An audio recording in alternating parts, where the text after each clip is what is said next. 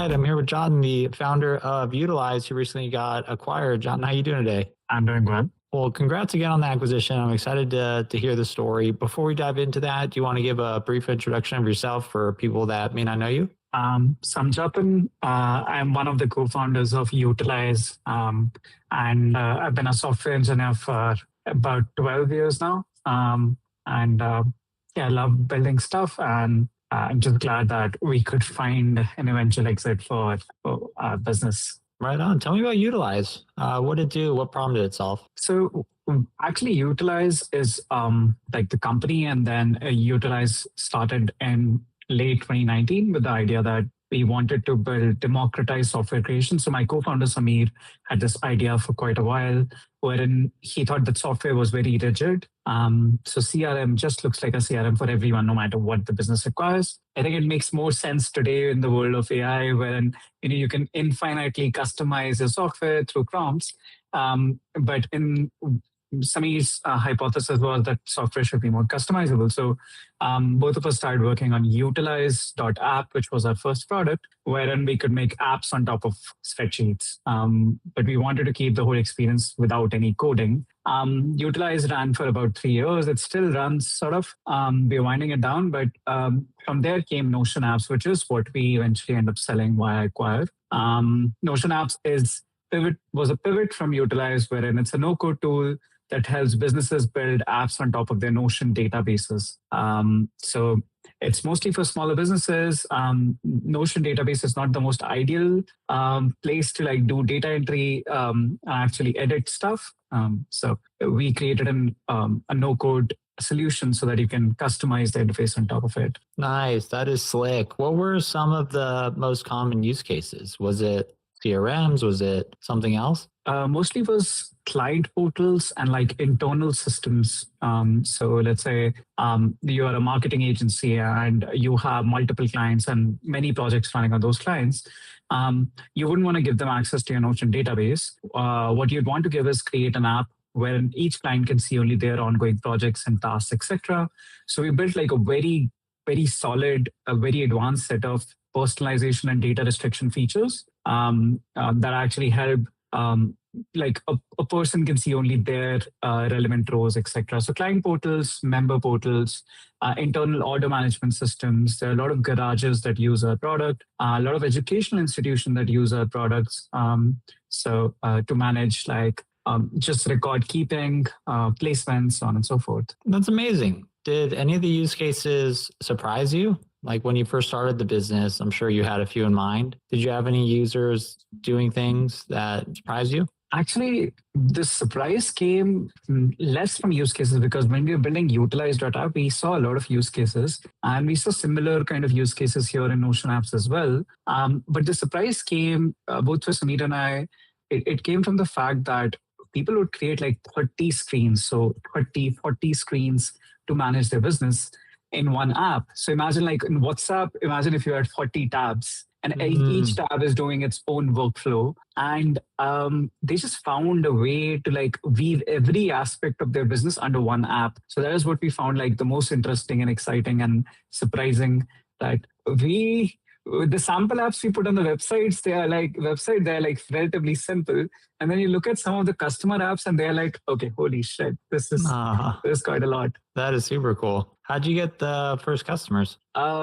Mostly through Reddit. So Reddit was one of our primary channels to acquire customers. Reddit has very strong moderation rules. So within the scope of that moderation, whatever we could do, that's how we got our first customers. Product Hunt helped a little bit.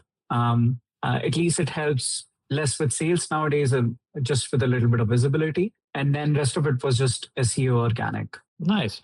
Was SEO the main channel towards when you sold the business? Yes. Today, SEO is the main channel. Nice. So it sounds like you clearly had product market fit. You had tons of happy customers loving the product. What made you ultimately decide to sell the business? So it was a few personal factors, primarily that dictated that we sell the business. Mostly for Samir and I, we have been on this journey for 6 years. So Notion Apps wasn't our first product. It was Utilize.app, then it's Notion Apps. And then we thought the business, one, we were both exhausted continuously building, and we were in on mode for like quite a long time.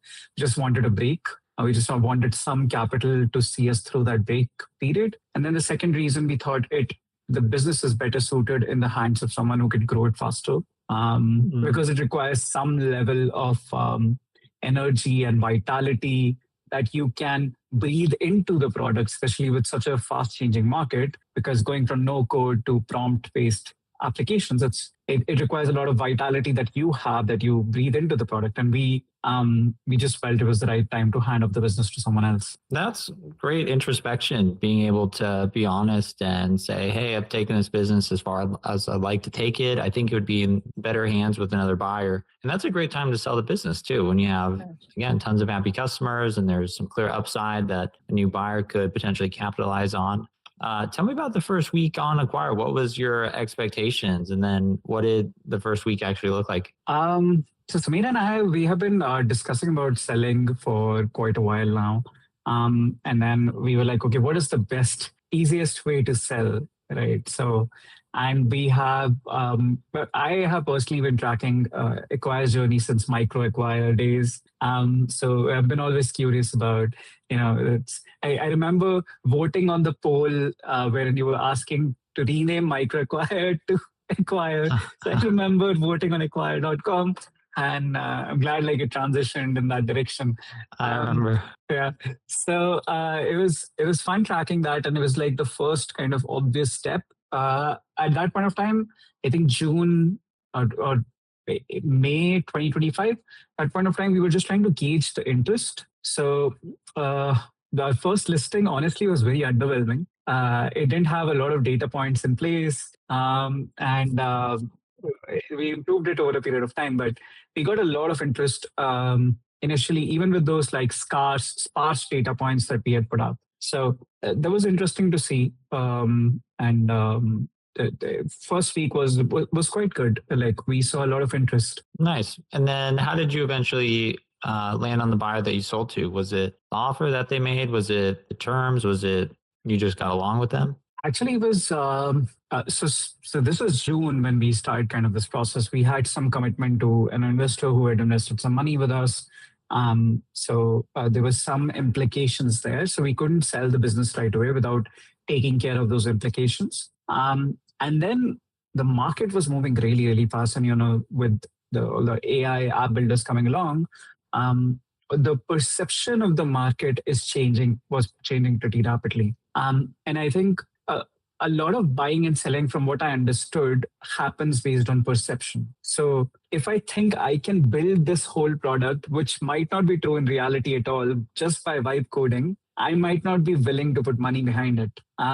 So it is the perception that kind of drives the sale, at least the price. And I think we tweaked the pricing a little bit. We reduced it after we got sort of the investor sign off, and then we were at kind of a sweet spot wherein the buyer had a lot of intent. So even if it was like a few $1,000s here and there, the intent was very strong from the buyer, and that is what kind of made us to take the final call that okay, if this person is so interested and wants to move everything at the speed of light, this is better than like haggling. So that is kind of where we made the compromise and pulled the plug. Nice. Speed from a buyer is huge. If they're willing to move quickly and close fast, that's usually almost always worth a reduced price. What did you do to prepare for the acquisition? Did you put together any specific materials? Did you prepare a P&L, anything like that? Yeah, I think so. After the first listing, Samir looked at the first listing when we like listed for the second time.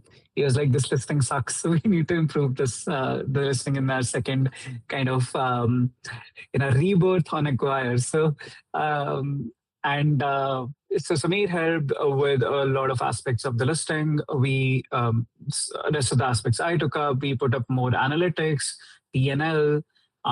We tried to communicate it better. And any questions that we got from the initial buyers, I created kind of a document wherein I'd keep answering those questions and like, why, what about your competition? What about threats? So on and so forth. Whatever questions I got, I tried to frame it as a question and kind of add it to the document so that if you read it, you have answer to all the questions, and then we can proceed instead of like us wasting our time or you wasting our time either way. So P&L, more analytics, better vision, better like churn, Stripe calculations, so on and so forth, LTV, CAC, everything.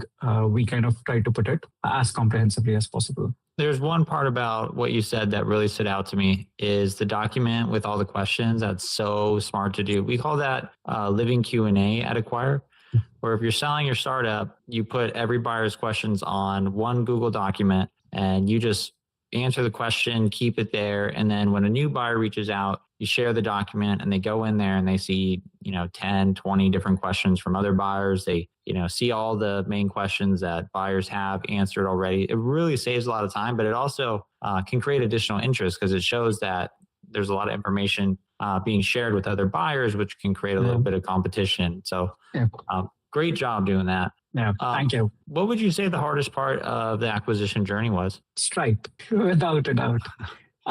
Stripe. Stripe. I mean, I have a lot of good things to say about Stripe, but like I have gripe with Stripe. I think that's where I think more information could have been provided. And Stripe transfer is one of the trickiest part of the acquisition process, wherein you cannot manually transfer hundreds of customers, so you have to write some sort of a script. But what we tried to do initially was we tried to get in touch with the Stripe migration team, ask them, like, can we transfer this to a new buyer by just adding them as the owner, and they'll change all the payout information, etc. And the Stripe team came back with, hey, double thumbs up, we can do that. And 3 weeks later, the buyer has become the new owner of this account, of our existing Stripe account. And but the problem, we get stuck on one step, wherein on the Stripe account, you cannot change the country of origin. So our company was based in Estonia, and the buyer is from the US. So in the 3.5 weeks that we have been talking to Stripe, they didn't mention for a moment that this is the step you'll get stuck at, even if you make the new buyer the owner. And without the country origin change, we kind of got stuck. So we are like running 3 weeks behind the acquisition process, and we already behind the date mentioned in the APA. And then we had to like figure out, okay, now we have to basically transfer to a new account. So that process also had a lot of caveats. Like I have like a whole document that I'm going to write a blog out of over the next few weeks of all the caveats that we came across during this Stripe migration to a new account. Oh man, we definitely need to up our documentation on that process. It can be confusing transferring over different services and making sure that you can transfer accounts. Or a lot of times what we see is founders keeping multiple products within one Stripe account, and that's a whole new mess on its own. I'd like to give a shout out to Jeff Weinstein. And Jeff Weinstein is like head of product, I think at Stripe. Maybe I'm getting his title wrong, but like it's close to that. Like when we were stuck like in some limbo on the new account transfer, I'd had a chat with him on X, like in 2023, I reached out to him again and he promptly like tried to resolve it. And it is only through like his prompting that we actually saw the finish line. Without it, we could have been in a hot mess. So yeah, just wanted to give a shout out to Stripe, to the senior leadership on the Stripe team. Yeah. That's amazing. Do you do anything to celebrate when the acquisition closed? You go out to dinner or anything to just celebrate the win? That's a good question. So the acquisition is actually kind of still not complete as such, in the sense that there's still some amount that's left that only ends in like on 14th May is when the account comes in. So that I'll hold off on all the celebrations until the full amount comes in, and so I'm holding off on the celebration, Andrew. Totally understand. That makes complete sense. If you were talking to another founder and they were looking to get acquired, what's a couple pieces of advice you think you'd give them? I think if we divide the journey into two parts, one is like listing. So when you list with as much information as you can, have a price that is good to attract buyers. So it might be lower than the price that you were imagining, but just a tiny fraction below it so that you can attract more bids. I think that is what we got wrong the first time. We kept the price too high and ended up suffering with like conversations, but not materially useful conversations. Because even in those conversations, the potential buyer would say, "Oh, this price is too high." And the thing is that what you're trying to gauge in those early conversations is that you want to have like a lot of velocity from buyer's end. And it is at a good price that the buyer thinks that they got a steal deal. And that is when the velocity from their end comes in. And if if it's priced too high, then the velocity just doesn't exist. And then listing it again and again is at some point of time there is a cost of diminishing returns. And like renegotiating or bringing down the price, and like there are some drawbacks to it. So price it well, hopefully the first time around. Take a quiet team's help in kind of pricing it.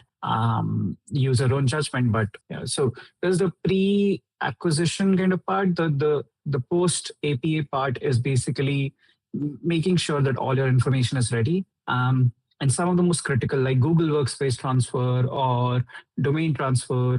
So what we did is we divided the list into critical and non-critical items. So just having those lists ready, and beware of like Stripe transfers and all, have good research there so that you don't get stuck. And the most critical items, get them out of the way as soon as possible so that the rest of the items can be taken care of later. Absolutely incredible advice. I think all of that is gold and can help a lot of founders, especially the part on properly valuing and pricing the startup. I see a lot of founders coming through Acquire where they'll list high, and we have such a large data set at Acquire, and we know specifically what the buyers on Acquire are looking to pay and around what multiples. And if you go outside of that, interest is very low compared to if you're within the range or even a little bit below that. Because you're right, that's how you create kind of that competitive process, and buyers really start moving quickly, and you start getting multiple offers, and then you have an opportunity to maybe negotiate upwards from there. Yeah.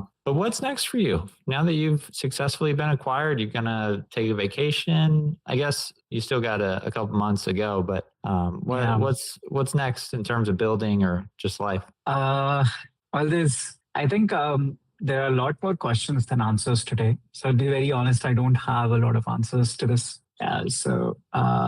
But the idea is to put intention behind whatever I do. And I'm very interested in biology in general, like very interested in some aspects that are hard tech, because I've seen software engineering kind of becoming commoditized.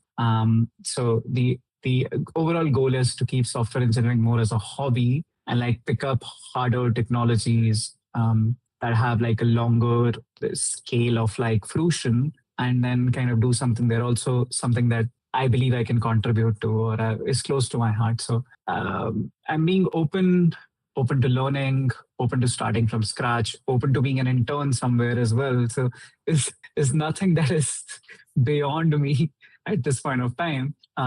Just trying to be open and not have any answers ready. Just let kind of universe speak through the curiosity that I pursue. So that is kind of the goal. Amazing. I think that's a great idea. Just take your time and see what happens. Yeah. Well, congrats again on the acquisition. I really enjoyed having you on the podcast. For people that want to follow your journey online, where can they find you? I'm on X, but I don't post as much there. Jatin Arora 269, and on LinkedIn you can search Jatin Arora Utilize, and like that's I think the best way to find me. And but yeah, this I hope to write more soon on X. So that's where I'd be primarily. All right, I'll put it on the show notes. John, thanks so much for coming on the podcast, and congrats again on the acquisition. Thank you, Andrew. You have built a great platform. I loved it, and been following the journey for quite some time. So very happy to be now like a small part of this whole journey. So Samir and I both thankful to Acquire. Shout out to Samir as well. He has been with me through all these years. And thank you for helping us through this. Of course. Thanks, man. I appreciate that. All right. Cheers. Take care, Andrew. Bye-bye.